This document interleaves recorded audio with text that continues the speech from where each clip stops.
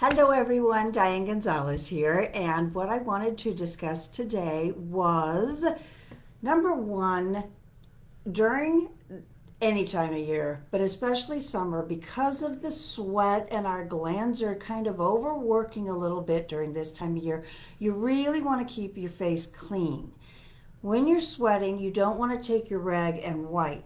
You want to blotch. It's just a little tip that saves your skin.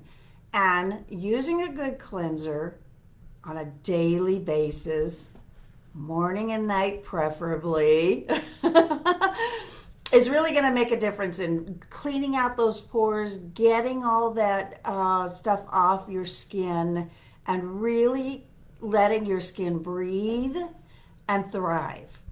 On top of that, it's crucial, even if your skin is sensitive, to have a mild exfoliant on a regular basis, and I'm not talking daily. I'm talking 2 to 4 times a week.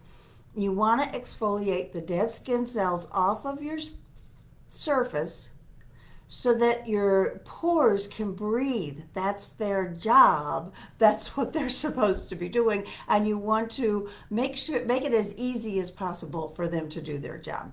So you want to exfoliate the dead skin cells, which also can clog up those pores and then create breakouts, which none of us enjoy, I know.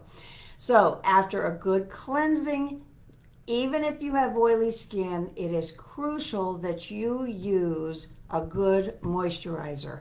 And you want to be very careful of the ingredients that are in your moisturizer, because there are so many of them on the market today that have a very high percentage in the ingredients of very toxic ingredients.